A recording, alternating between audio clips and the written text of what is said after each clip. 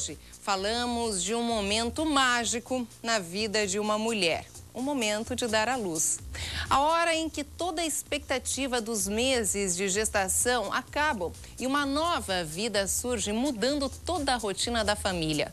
Como eu já anunciei, como eu já falei no início do programa, as formas do parto podem ser diferentes, mas a emoção do momento, claro, é única. E para falar mais, claro, sobre esse assunto, esclarecer as dúvidas das mamães aí de primeira viagem e também das avós, das mamães que não são de primeira viagem, enfim, eu estou aqui com o Dr. Belarmino José da Silva, sempre no nosso quadro Saúde da Mulher. Seja bem-vindo mais uma vez aqui na quarta-feira. Doutor, obrigada pela participação. Obrigado, Suzano, prazer estar aqui.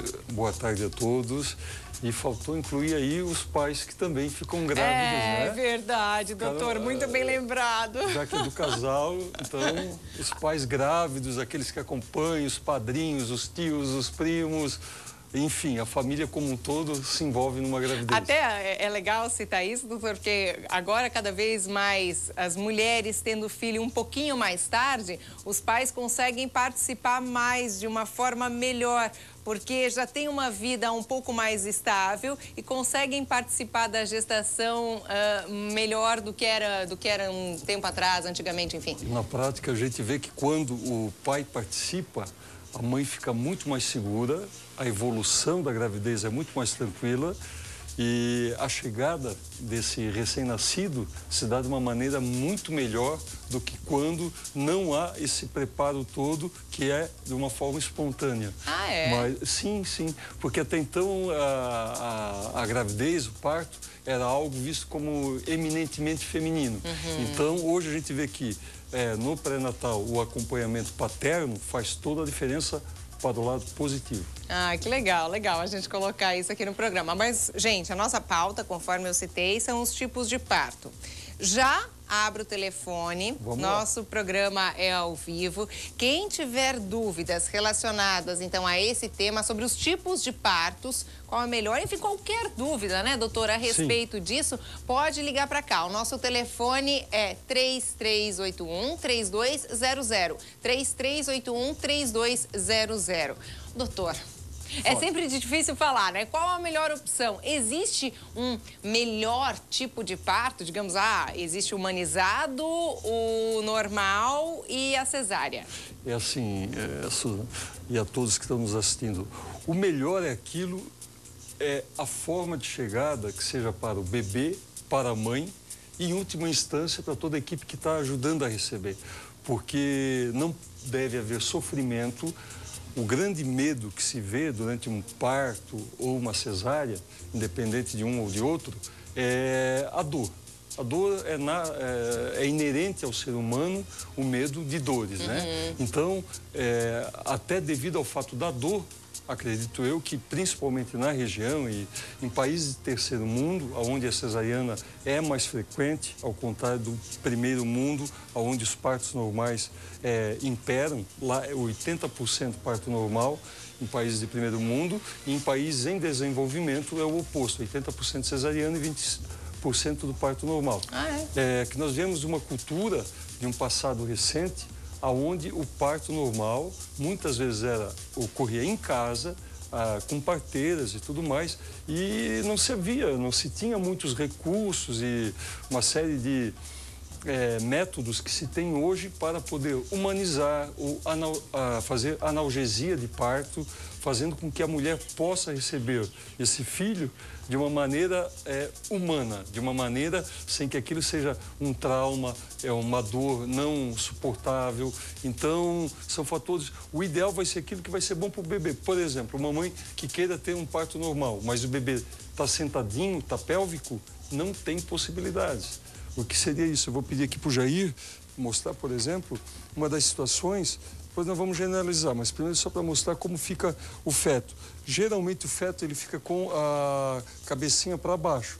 Se fosse o oposto, eu vou virar propositadamente aqui só para me entenderem. Se tivesse assim, não poderia, não está indicado o bebê com o pezinho para baixo, ser parto normal. E isso já consegue ver com quantos meses no ultrassom? O bebê ele mexe durante a gravidez toda, mas no nono mês ele deve estar nessa posição, encaixadinho assim, com a cabecinha para baixo já no canal do parto. Então ele pode estar tudo certinho e em cima do laço ele mexer, doutor? Pode. Ele pode. Cada vez vai ficando mais difícil porque o líquido amniótico vai reduzindo. Aí, na verdade, vai ter que ver meio que na hora também, né, doutor? Não. A gente consegue ver, Suzano, porque o bebê, ele é 40 semanas. Então, quanto mais vai avançando e chegando próximo à maturidade, o bebê vai tendo menos espaço para poder se movimentar. Então, ali pelo 7º, 8º mês, se o bebê não mudou de posição, ele até vai poder mudar, mas dificilmente o fará. Porque ele não tem como dar aquele giro de 160 graus para poder... Porque tem menos espaço. Tem menos espaço, né? E bebê pélvico sentado é cesariana. Doutora, a gente tem ligação, a gente já continua, tá? Alô, quem fala? Aline? Oi, Aline, você fala de onde? Da Fortaleza. Fortaleza, aqui de Blumenau. Obrigada por sua participação. A sua dúvida é qual, Aline? É que eu queria saber, assim, que meu primeiro filho foi de cesárea, né? Daí, como meu corpo não reagiu, assim, não teve contração, nem dilatação, nada, assim, né? E o médico resolveu fazer cesárea. Daí, o meu segundo filho talvez também vai ser isso, porque ele não reage. Repete o final da sua pergunta, Aline, desculpa, a gente tá com a caixa de som longe, não escuta?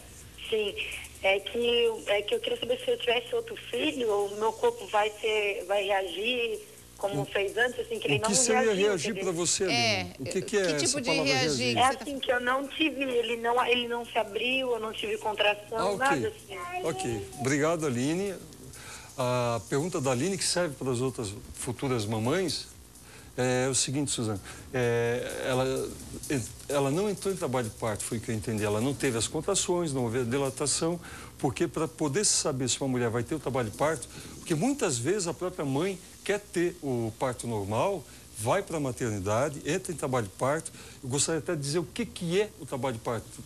Muitas mamães que estão nos vendo agora, às vezes têm dúvida. Qual é o momento que eu vou para o hospital? O momento é olhar para o relógio, cronometrar. Se a cada 10 minutos a barriga ficar dura durante 20 segundos por 3 vezes, é um trabalho de parto.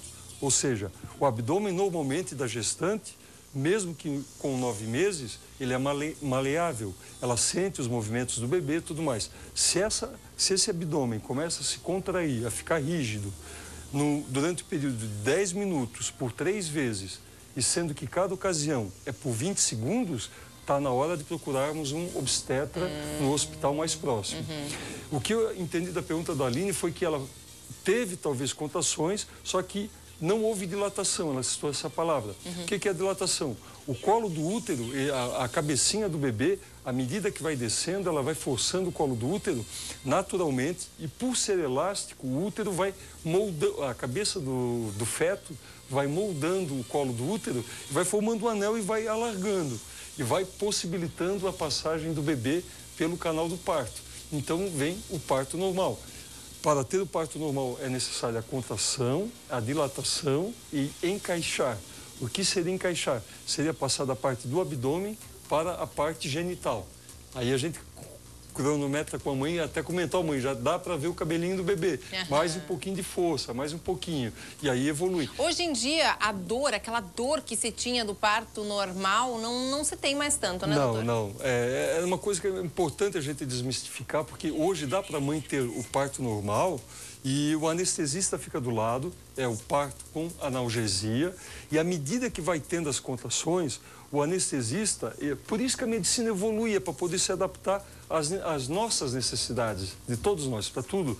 Então, no parto, foi feito o seguinte, o anestesista ficando do lado, é feita uma anestesia que, à medida que a mulher vai tendo a contração, se for uma contração muito forte, ele coloca uma pequena, ele fica conectado com a mãe, ela relata a ele a dor, e é visível, a gente acompanha, e ele vai colocando lentamente um pouco de analgésico.